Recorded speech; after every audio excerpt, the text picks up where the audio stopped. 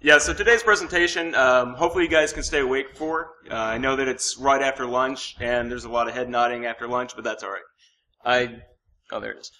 I don't take offense to people sleeping. So what we're going to talk about today, adaptive monitoring and detection for today's landscape. It's a really long title. Half the time I can't remember even what I put for the title of the slide. But at the end of the day, what I want everyone to be able to do after this talk is to kind of like rethink and take a good look at how you at your organization actually do monitoring and detection, and think about your incident response plans and how those actually work together, and how to kind of, look at what's out there right now and how you can actually improve your own program by throwing that in there. So a little bit about me. I'm the CISO at Binary Defense Systems. I've been doing this kind of stuff for over 15 years now. My specialty is security operations, threat intelligence, and incident response. In a former life, I created SOCs and threat intelligence programs for Fortune 500s. I've assisted 3 other agencies in profiling foreign cyber criminals. I refuse to do anything with U.S. nationals. Former U.S. Marine, and if you want to follow me on Twitter, I'm at Murdock. 0. So the agenda. We're going to go we're going to do an overview of monitoring and detection. And that's going to kind of go over what used to be the way to do it, unfortunately the way some people still do it, and then we're going to talk about a good way to do it. Same with incident response. Then we're going to go over some really good things that should be in an incident response plan. After that, we're going to go into actually more of the meat and potatoes of adaptive monitoring. And then we're going to tie it all together, and if there's time, I'd actually like to have a discussion. There will be a question and answer section as well, but I always like to throw in a little discussion piece. That way, I can kind of gauge where everyone's going, make sure everyone got everything, and if there's anything, people want to talk about, we can hit that as well. So let's get started. So you can't just have a lot of equipment. You can't just have a bunch of alerts coming in and somebody just staring at a screen watching for those alerts. If you really don't tune whatever it is you're using for monitoring, you're going to have a huge gap in your program. So no company can ever say, we're not going to get breached. We're solid. We're good to go. It's an impossible thing to say. However, if you have a good monitoring and detection program in place, you have a better chance of catching it, and hopefully catching it before the data starts flowing out. So think about it. I don't want anyone to raise their hands or anything like that, but think about how you are today, whatever you're doing for monitoring. Think in your head, am I comfortable with this? Do I think that we're good to go? Yeah, we might get breached, but if we do, are we going to be able to see it? All the major companies that have had a breach, and the list is way too long to even start talking about, they thought that they had a good monitoring and detection program in place. All of them did have some form of monitoring and detection, whether it was in-house or it was through an MSSP. You need to monitor more than what you just see as a critical infrastructure. I can't tell you how many times I've talked to people and talked to companies and been in companies, and they monitor, for example, if it's a bank. Oh, we monitor our PCI zone. We monitor everything in there. Cool. Do you monitor your dev environment by any chance? No, it's dev. That's a waste of resources. Yeah, that's not a waste of resources. Because nothing against developers. I have some good friends that are developers. But most developers, they don't really focus on security. They're under time deadlines. They're under a lot of pressure to get product out. So they, do a lot of work in dev, and a lot of that work isn't focused on security. Well, if you're not monitoring that, what happens if there's, somebody who gets into the dev environment and then they pivot outside the dev environment? Hopefully you'll see it at that point, but what if you don't? So you have to monitor more than what you might consider critical. Also, what about upstream and downstream partners? Now, obviously, you can't go in and monitor their systems, but are you monitoring where they come in? Are you seeing what they're doing and making sure that any accounts that they have, you're specifically looking at? What if you have, I don't know, an HVAC contractor, and you're not really paying attention to what they're doing? Or hypothetically, if you might be a retailer. Thank you. Nice. I like what you did there. But yeah, I mean, are you monitoring that? Oh, it's just an HVAC company. You know, it doesn't have anything to do with our critical data. Any way that you can get into a company should be critical to you, and you should be watching that. So, an overview. Let's look at some old practices, and I have old practices in there. Unfortunately, a lot of companies, this is still the practice. So, phase 1, buy SIM. Phase 2, phase 3, detection. Well, unfortunately, that's the way it is, or at least the way it used to be, and unfortunately, it's still like that a lot of times. People will buy monitoring and detection program or products. I just go out and spend $250,000 on this SIM, and I have it, and I throw it in, and now I'm going to be good to go. I'm monitoring everything. Yay! It doesn't work like that. And when you talk to people and you say, yeah, you need to do more than just grab this product, spend your $250,000 on it, put it in, and just expect something to happen. They're like, so? I have a SIM. You know, that's my monitoring right there. What's wrong? Well, if you just do that, you are so blind in most areas that you're not seeing a lot of the stuff you should be. And the next thing I hear a lot is, well, we do tune our SIM, and, you know, we think that our content's pretty good. You know what? We get a report every morning that shows us what happened. Okay, congratulations. You get a report every morning. What happens on, I don't know, Thanksgiving, when people are gone Thursday, Friday, Saturday, Sunday, and you get your report on Monday. Sweet. Your report's going to say you're screwed because you waited for something to hit you in the morning with pretty dashboards because that's what your boss wants, but it's not alerting. Getting a report is not alerting. Phase 2 is what's so critical. Another old way. A SIM is a checkbox tool. I'm not even going to talk about that. It makes me angry. So, some old practices, when you get a little bit deeper into it. Default content that isn't tuned. And this is a real big pet peeve of mine.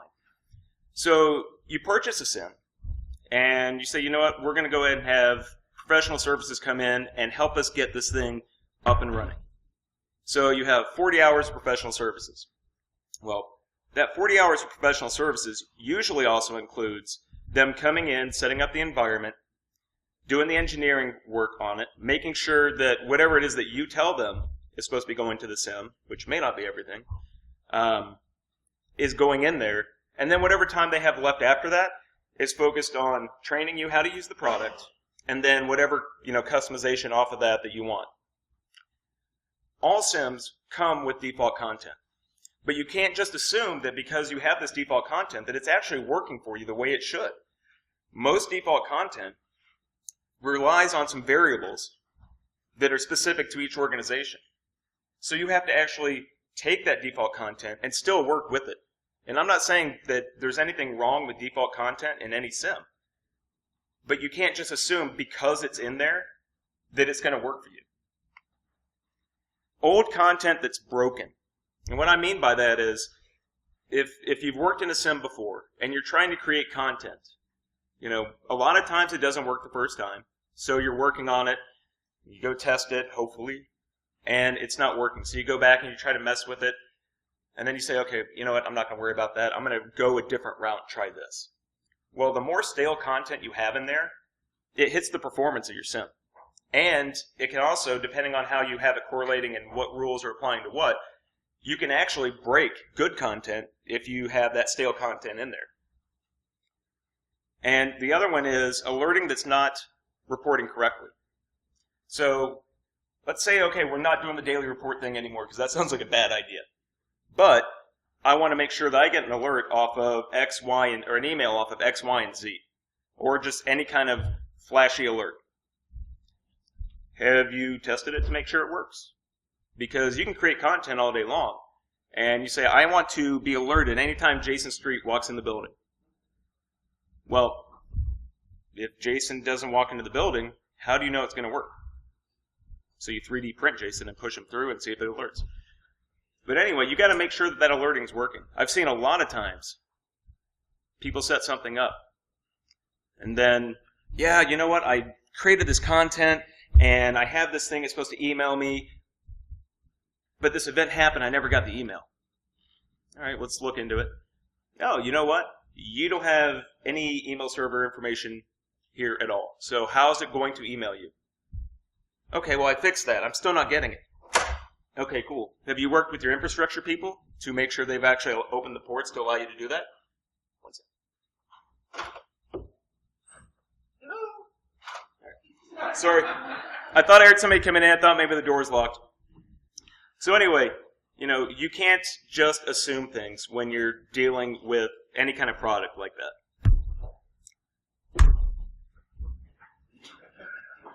Boom. So let's look at the right way to do things. Buy a sim. Phase 2 is tune, tune, tune. You have to take whatever it is that you're investing the money and resources in and do more than just throw it in and expect that it's going to do something for you. You actually have to get into that content. You have to look to see what's default and actually, make sure it works in your environment. And it's not just a one-time thing. Your sim is your baby. Would you ever stop feeding your baby? Where do you get the content? Good question. So I'll talk about default first, and then later on we're going to go into actually doing content. So let's start with default content. Right? Mentioned before that yes, it comes in there, and yes, it can be good. But a lot of times you still need to put in the your variables for your own environment.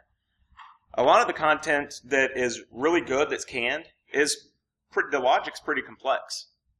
So you actually have to put in a network range, for example, or other correlating factors.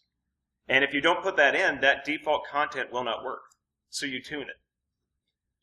When I was talking before about, feeding it, let's say you go through and you have a project that is just going to go through and tune out, tune all the good default content. And then after you have that done, you create content that's specific for your environment. Awesome. So I've spent a month on this project. I'm getting everything I should do. This is great. I'm working awesome. Okay. You are for now. But again, would you ever stop feeding your baby? A sim or any other monitoring device is a living, breathing animal that you have to continuously give care and feeding to. So, sim content. Again, make sure that... Oh, this slide was supposed to be in here. That's okay. Default content, again, make sure it's tuned and configured correctly. We've talked about clearing stale content because it'll improve performance, and if you don't, it can affect good content. Most importantly here, though, again, test all the content.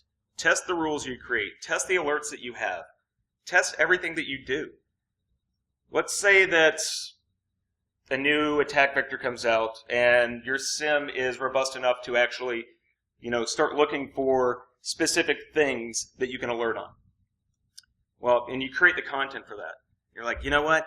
I just saw this on Twitter and we developed content for it, so if that happens to us, we're gonna know because I created the content for it. Sweet, you created the content. Did you test it? Because, maybe somewhere in the logic of the content you wrote, you missed something. Or maybe, you followed, an article somewhere on how to do it. Well, maybe the person who wrote that article forgot to put a step in, or what have you. So creating content, especially customized things, is great, but you have to test it to make sure it's actually going to work for you. I have a question. Yes, sir. Who's supposed to do tuning? Is it the SOC analyst or field analyst? Good question. So my favorite response to things like this is situation's going to dictate. What I mean by that is if you have... So, I'm sorry. So the question is, when it comes to tuning content, who's actually the one doing that? Is that the SOC analyst or an engineer? And that's going to depend on your organization. Now, if you have people who actually are sim engineers, and you have SOC analysts, and you have a couple of different levels that are involved with the SIM, I would recommend that the SIM engineers are the ones who are actually creating the content. Now, the SOC analysts need to be involved, though, because they're the ones who are going to be, using that data to escalate incidents or what have you. But the ones who are actually, if you have engineers for your SIM, those are the guys who actually should be doing the content. Does that answer your question? Cool. Oh, no problem. So let's look at incident response. And I'll get into why I have some stuff on incident response a little bit later on, but it is actually very important in your monitoring program. So let's look at typical incident response plans. So let's look at good ones. The content is regularly updated. Escalation points and contact info, both internal and external, are in there. Trigger points are included because you can't just have a plan and do certain, just read it and run. There has to be some trigger points in there that say, okay, if we get notification of a breach from a third party, we need to start here. We go through these steps, these steps, these steps. Now, once we hit this point, we should also do this. So that's what I mean by trigger points. The plan is actually reviewed and practiced with the key players or business units. You can't just have a really great plan that you may have even paid somebody to come in and they created an outstanding incident response plan for you. If you don't at least test it, look at it, and have the key players involved, then if and when you have a breach, it's not going to be worth anything. And it's more than just IT folks, whether it's InfoSec or infrastructure or whatever IT silo you want to throw in there. It's a lot of other areas, and we'll cover that in a little bit. The guidelines are in your plan are typical scenarios that you're more than likely going to see, but it has to be flexible for the atypical scenarios that could pop up. So your incident response plan should be more, it should be a guideline, right? So a guideline guides you. It doesn't say, when this happens, do this. When this happens, do this. Because it will never, ever happen in that kind of order or in the way that whoever wrote the plan, no matter how good they are, you can't just look at it and read it and go step by step. It'll never work like that. Real quick, I do want to cover this here. So, people who should be involved in the plan. So, I've talked about this before, and people say, well, okay, we understand it needs to be more than IT. Well, who? Who should be involved then? In general, and this is just loose, whoever is in your legal department is a representative. Corporate communications, human resources, whoever handles your insurance policies, upstream and downstream partners, perhaps, depending on what your organization does and what industry you're in. These are the folks that need to be in your incident response plan because if a breach does happen, they're going to have involvement. They're going to need to be involved. Now, the challenge for most folks is getting not only buy-in from these people, but also getting them to be involved, to participate in the plan if you have a test on it. Because just as importantly, if you're an InfoSec and there's a breach, and you need to know what your role is, it's equally as important that other people in business units know what to do as well. So, a bad plan. There's a high-level overview, and it's outdated types of incidents. Here's what we do if we see this worm. Those kind of things. If a computer gets a virus, here's how we handle that computer. The plans aren't updated regularly. So you'll have, Joe Smith, and he is the Chief Information Security Officer, and his phone number is X. Well, he hasn't been with the company for 5 years, but his information's still in there. And he's the primary point of contact in this plan. And although the plans may be recertified on an annual basis, typically they're still stale. This I've seen a lot, specifically in financial institutions, because they deal with so many other regulatory compliance that when it comes to internal recertification, it usually goes like this. Take a look at this plan and, just sign off on it. Have you reviewed the plan? I have read the incident response plan and I know my role. Plan is recertified. That happens more times than you would think. An ugly plan. A couple pages of outdated contact info. It's based loosely off of a disaster recovery plan, and it doesn't offer any real value. To be honest with you, this kind of plan, you should just kill it with fire. It's not going to do any good for you, and it's actually going to be worse if you actually have to do anything with an incident of any kind. Because you're going to go to this plan thinking, you know what, it may not be the best, but I'm going to use this.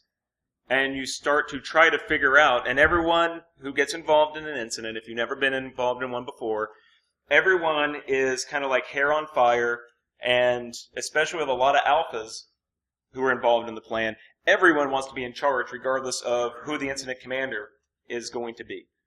And when you have a plan that's ugly like this, it turns into a giant cluster.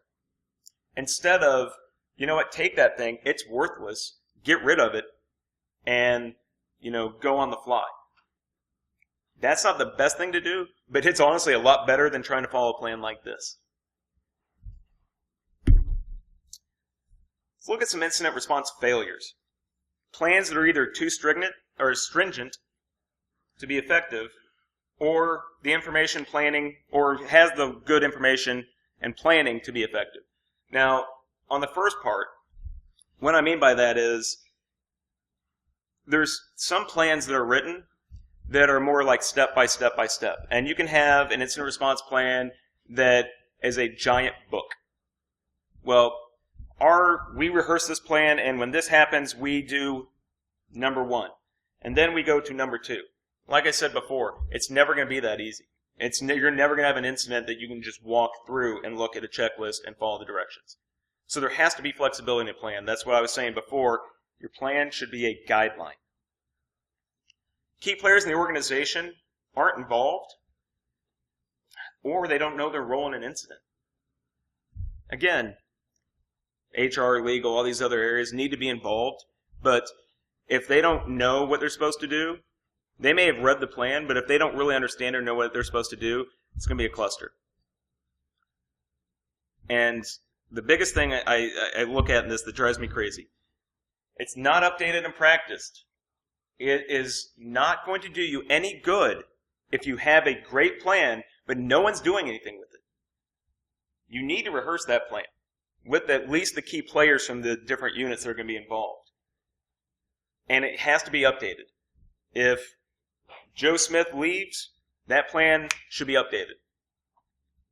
That should be part of what you do for when somebody leaves.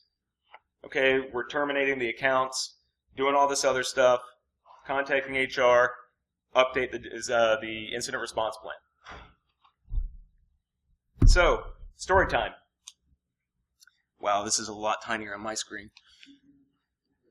So, there once was a company in a faraway land that thought they had an incident response plan for the ages. While they slumbered in their beds, the evil APTs from China snuck in to try to steal their IP. When they awoke to the alarms of intrusion and despair, they reached for the IR plan of gold. When they blew off the dust and opened the plan, prepared for battle, no one knew where to start. The plan had grown old, the power no more. All the knights of the fair company began to scurry and scamper. Communications broke down. Help could not be raised. The castle was falling. While they scampered, the evil APTs from China scurried away with all they held dear. The end. Not Russian this time. So, this story is specifically based on an incident that I was involved with, where there was not a good plan. Unfortunately to say, it actually was China involved. And while they ran around frantically trying to figure out what they should do and where they should start, at this point they were not just owned. It wasn't just like domain admin and blah, blah, blah. No, they had the keys to the kingdom. They had data. They had R&D data. They had everything. They were basically, I am now company X. You guys can go ahead and move along because this is mine now. So the moral of the story, incident response plans must have buy-in and involvement from key players. When an incident happens, is not time to try to figure out what to do. And a plan should be at minimum reviewed and preferably rehearsed regularly. Now, the variable of regularly is dependent upon what you can actually get accomplished in your company. The minimum I personally feel is on an annual basis. Now, if you can get at least the key players to participate more than that, that's awesome. Congratulations, because just trying to get everyone involved for a 1-year time frame is difficult. But it needs to happen. And that's why I really focus on the buy-in from, the men upstairs or women upstairs. The people who aren't in the technical silos, but they want a plan, because, they're reading the news and they're like, crap, I don't want to be insert big name here. I don't want that to happen to us, so we need to do X, Y, and Z. Okay, cool. Here's what I need from you. I need a point of contact for this. We need to do this, that, and the other. Oh, well, no. Incident response plan, that's for you technical guys. I don't understand that. You don't have to understand the technical part, but you need to understand what your role is. So that's the hardest part. And it's a challenge that, somebody needs to pick up the sword and go fight for that. Because without that, you're going to have a bad time. Now, these are just suggestions. This is not an end-all list of what should be included in an incident response plan. So keep that in mind. Creating a plan based on real threats that you're monitoring in your company, what's going on in the wild, and situations that can affect your company.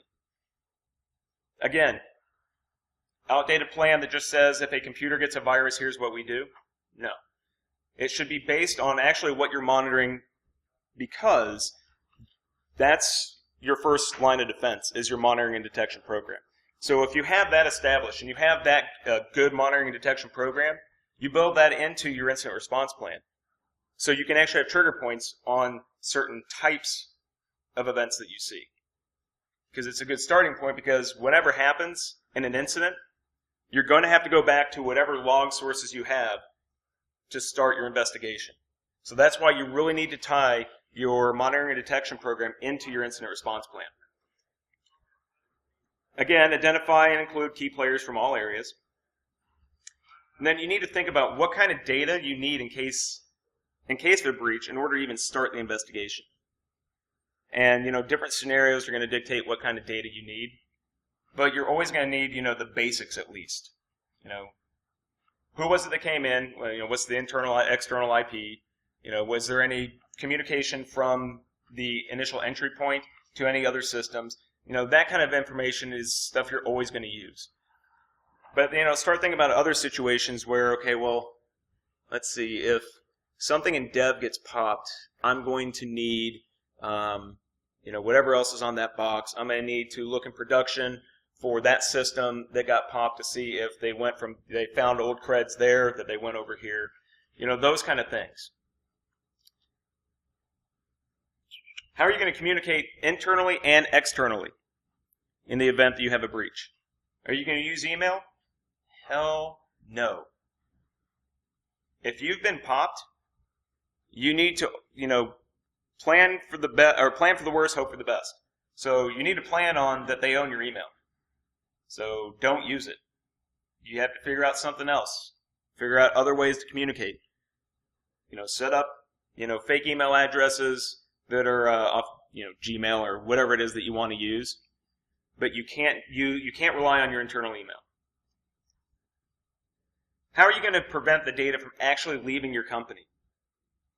Once you have that figured out, whatever it is, if you're going to do, pull the plug, shut down certain firewalls, whatever it is that you're going to do, you also have to identify how you're going to do that across your entire organization, synced up to basically execute at the same time. Because let's say you have a global organization, and you have the bad guys just running rampant and throughout the entire company in multiple geographic locations. Well, if you shut down your U.S. operations, not shut down the U.S. operations, but try to purge them from the U.S. at the same here, but you're not trying to do the exact same thing somewhere else, then as soon as you shut down the U.S. operations, they're going to see that. And they're going to start building up their defenses. They're going to start doing whatever it is they can to survive. Think of it as, an actual human virus. If you attack it, it's going to do whatever it can to survive. And that's what's going to happen with any intruder inside your organization. So you have to figure out, what's the best thing for our company to start purging them, but you need to figure out how you can do that simultaneously. Think about what would happen if you got a call right now saying you've been breached. I know a lot of people have thought, if we get breached, I'm going to do this, and our plan says that. But no, really think about the FBI shows up at your door and says, we found your intellectual property on servers that we're monitoring. Here's some IPs of those servers. See you later. That's exactly what happens when the FBI shows up at your door because they found something. Don't expect any help from them. And it's nothing against, I'm not knocking the FBI in any way, but that's not their job. Their job is not to jump in and help you do the forensics. Their job is not to, take down a foreign national server. Their job is to at least let you know, hey, you've been owned, potentially. So you need to figure out what to do now. So I did an incident response drill scenario, whatever you want to call it, at a conference in April. And the conference was actually the incident response scenario was based on that specifically. Which to me was funny because I've worked with another company that had an incident that's how they found out. FBI just showed up. We got a call. FBI just showed up, and they said that they found our X data on servers in X region. We need help. They won't do anything. Okay, did they give you any information? Yeah, okay, well, we'll come on site. Let's figure out what's going on. So they spent the first half hour. Now, they have people crawling in their network everywhere, and they spent the first half hour with us complaining about how upset they are that the FBI was doing nothing to help them. Like, okay, well, that's not their job. They need to do, some other things. Well, yeah, but they know we've been breached. They should be helped. No. So half an hour of that. To the point where finally we had to say, listen, give us everything they have and let us start working. So, delivery. I'm a little offended there's no pizza, but that's okay. So anyway, yeah, think about that. That's how it happens when the FBI shows up at your door. Unless you're Jared, but that's a different situation. Too soon? Come on, it's not too soon. Thank you. So yeah, think about that situation. Think about what happens if you go back to work and on Monday the FBI shows up at your door. What are you going to do? Because again, they're not there to help you. They're there to let you know that something bad has happened. And again, regularly, I always hate that word, test and evaluate your plan. I've beat that to death, so I don't have to go over that anymore. So, adaptive monitoring and detection. We spend millions on technology. Now most of that money is actually finally going towards security. Big round of applause for you all, because finally, after years and years and years and years of begging, we're starting to get some money. It's important to not only have this technology, but you need to configure it correctly and monitor it correctly. So, if you have a product that's important enough that you spent a lot of money on it, why would you not make sure that you're using it properly? You know, the same example I gave of, for example, a sim, where you buy it, professional services comes in, they help you out, they'll train you, and then, they'll start doing whatever customizations or whatever you want with it. Same thing happens, with the new toys that we can now play with. So, yeah, it's set up. Yeah, there's good stuff they can do. But you need to do some work in it to make sure it works in your environment. Because default content is just that. It's default. It's generic for any place that they put the box in. IDS, IPS, HIDS, Next Gen Product X are good tools, and they're not cheap. If you're going to spend the time and money on them, you should be configuring them properly. And after you get that done, is it configured to send the right logs? Hi. So what do I mean by that? So, now that we have these cool tools, and we have our sim, and our sim is tuned, and we're rocking. We're like, yeah, send everything. I don't care what it is. Send it all to the sim. I'm going to monitor all the things. Cool. What you're going to do is take your SOC analyst, and they're going to look at it and just kind of, drool's going to be coming out of this side of the mouth, and blood's going to be coming out of this eye. And one of two things is going to happen. They're going to spend a lot of time tuning on their end, because you're sending everything from this system. They're going to spend a lot of time on their end tuning that out. Or, if they don't have the time to do all that, which they probably don't, they're going to just basically start ignoring all the noise that's coming from this brand new, very expensive, really cool product. So in essence, it's a waste now. You spend all this time and money on it, and you're sending everything to the sim, but there's so much stuff going into the sim, they're going to stop watching. And if there's any SOC analysts in here who have had this happen, you can just sit there and shake your head and go, yeah, because I'm not going to watch everything. So just as important as tuning stuff out in the sim is sending the right stuff to the sim. And lastly on this one, is your sim set up, or if you have an MSSP, are they set up to correctly take in, correlate, and alert on these devices? So when you have a sim, you have some intelligence behind it, right? It knows how to take in a log, how to parse that information correctly, to have the sim management unit look at it, correlate on it, and send out the proper alerts. Well, if you have Next Gen Product X, is there a way for your sim to parse that data? Or is it just going to go, oh, it's syslog, generic syslog tag? And then you have thousands and thousands and thousands and thousands of alerts a day of generic syslog. That's not going to do you any good either. So when you're thinking about these products, when you're thinking about Next Gen Product X, you need to look at your sim, or if you have an MSSP, talk to them and say, hey, I'm looking at getting this. Is there a plugin or whatever your sim happens to call it? They'll actually aggregate and parse these logs correctly so we can actually get good content built in the sim itself. Because if you don't do that, it's going to be very challenging. You're not going to really get the bang for the buck of that new shiny box.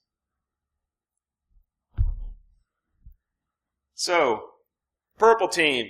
Woohoo! Incorporating pen testing into monitoring. If you take one thing away from this presentation, take that away. Pen tests are one of the best tools that you can use to actually improve and adapt your monitoring and detection, period. These are real-world examples of somebody breaking into your environment. I mean, you can't ask for anything better. As a blue teamer, as a SOC analyst or engineer, this is the best thing that can happen for you. Because you're going to be able to actually see What happened? How they got in? Why didn't I see this? Okay, cool. Now I need to fix it. Now, you don't need to focus on the entire penetration test report. You don't have to focus on the remediation side of the house unless you're also involved in that. You need to focus on the technical findings themselves. So when you do that, going back to content creation, take that information and actually start building your content off of that. You know that the pen test person got in this way, and you didn't alert on it. So if it was a third-party vendor, when you start your engagement, when you start discussing your engagement, let them know that along with the technical findings, and you're going to probably have to pay a little bit more for this, but it's worth it, along with the technical findings and the remediation steps, we have SIM product X. Anything that you find, we would like to, on our own, create content for that. So in your technical findings, can you also, perhaps make a suggestion on how the content should be created? It's not a bad idea. Again, you're going to probably pay extra for it, and if you can't get away with paying extra for that, that's fine. If you have any internal red team resources, work with them to say, hey, I need to build this content here because we got popped here, and I'm going to write this content based on what I see here, but I need you to test it. I need you to test it to make sure that what I just wrote, because it's something completely brand new for us, I need to make sure that it actually works. And, since I have the little purple team slide up there, on a side note, how many SOC analysts or SOC engineers or anyone who watches the screens, how many of you all are in here? Okay, not a bad amount. So, raise your hand if you would love to know when a pen test is coming. Okay, no, honest responses. That's honest. You know why? Because it makes us look good. You know what? I want to know when it's coming because I'm really going to be watching for this. That way I can say, you know what? Oh, look, we caught you. We're good. So I used to be on the monitoring detection side of a bank in Ohio. And we knew it was that time of year that a pen test was coming. So I started, my boss had his calendar to share to our group, but he had to share everything. So I'm looking, and I'm watching, I'm like, he's a typical manager, right? So everything has the notes and the details and who I'm meeting with and what company they're from. So I'm just watching his calendar, and then I see introductory call with company X, and we only use that company for one thing, doing a pen test. So I'm watching, I'm like, okay, it's coming really soon. And then there's another meeting on there, final call with company X. Okay, so I open up the calendar thing, and it has the date and time the pen test is going to start, the location at a branch where they're going to start the work. So I tell my buddy, I said, all right, we can't look so good that instantly we find them, so let's give them like a minute or two. Right? We don't want to raise any red flags for that. So we go through, and we find them, yeah, look how good we are. All right. It's good because it makes us feel good, and it shows that we can do really good things. At the end of the day, that's absolutely the wrong thing to do. We should not ever want to know when a pen test is happening because it doesn't do us any good as blue teamers. It doesn't. And, whoever you report to as a blue teamer, if a pen test comes back and they come to you and are like, why didn't we see this? Why didn't we see this, that, and the other? Number one, if it's something that's common that you should have configured right, they're right. Why didn't you see it? But if it's not, then you say, you know what, you're right. And I'm so glad we had this pen test done because now I can see where our gap is and I can actually fix that gap. So this is great for us. I'm so glad we had this pen test. And if you have a good manager, they should understand that and respect that. But it should never, unless you overhear it, don't look for when a pen test happens. You should want it to happen without your knowledge. So I have to speed it up a little bit. I've been gapping way too much. So, threat intelligence. Yeah, it's a flashy buzzword, but it actually does have a place in monitoring and detection. So by actually taking the feeds that you get for threat intelligence, regardless what it is, it's going to improve your monitoring program and decrease response time. And what I mean by that is not just, hey, we're seeing these new hashes that indicate this, vector.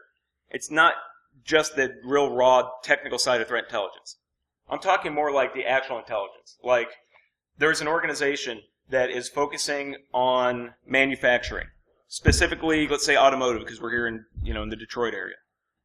Well, that's something that we need to know. We need to start tracking, whoever's making these claims. See what else they've done in the past. Who have they hit before? How did they hit them? And then start focusing on putting content in there to actually monitor for that. Taking the information you gather can monitor threats in your company and industry. Again, we just kind of hit on that. And if you have a SIM, you can create content based on this intel. Again, if bad hacker group X has made claims against your industry or your company, and they have a history of using this exploit or using this kind of phishing attack, start looking for that. Create content on that. Mick Douglas, the slide's for you, by the way. So, what's going on in the wild? So here, I'm assuming everybody, I'm hoping, who here keeps tabs on what's going on in the wild regularly? Okay. Now, take that and look at these new indicators of compromise or these new threat vectors or whatever it is, and think about your monitoring. Are you monitoring for anything remotely close to that? Use that knowledge. Start monitoring for anything you can regarding that. Again, a SIM or any monitoring platform at all is your baby. You have to keep feeding your baby and taking care of your baby. You can adapt your monitoring to include these new threats. And again, you should always be tuning your content for what's going on out there. However, that being said, the question I get a lot is, well, that sounds great, but there's so much stuff that happens all the time. How am I supposed to create content for everything? Know your environment. Know what's pertinent to you. And look at risks that are going to affect your organization, your industry, maybe upstream or downstream industries, and focus on that. If you see something that, like, new indicator compromise and attack vector that specifically targets healthcare, well, if you're not in healthcare, don't spin your wheels on that one. Go on to what matters for you. So, tying it all together, monitoring and detection is your primary line of defense. Firewalls, next-gen product X, different, intrusion detection devices are an important component of that, but your monitoring and detection is actually what ties everything together. If you want to get the most protection you can for the keys of your kingdom, you really need to have a solid program in place. You have to pay attention to what's going on. Never stop tuning your content. And start thinking outside the box when it comes to actually creating your content, sending logs to your monitoring system. Don't send too much, send what's needed, because otherwise your SIM analysts or your SOC analysts are just going to start bleeding from the eyes. So, TLDR, what did we learn? Improvise, adapt, overcome. That's the key to this whole thing. Think outside the box. Think about what you can do in your organization beyond just writing this kind of content and, relying on default stuff. So since I'm in Detroit, I had to throw in the gratuitous RoboCop reference. I want to thank you all for your cooperation. You are the best, and I have 5 minutes for questions. So, questions? Woohoo! Yes, sir. More of a comment, but we always talk about tuning.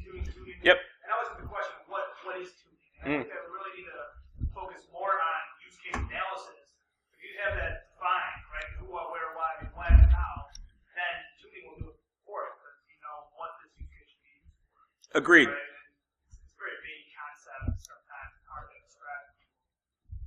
Yeah, so the comment was, which was a really good comment, was, when tuning's discussed, there's a big, and I'm paraphrasing, I might be butchering it, but, what's included in tuning? And use cases, the proper use of use cases is going to give you the information you need to start your tuning. In essence, is that roughly close? Exactly, right? Okay. Yeah.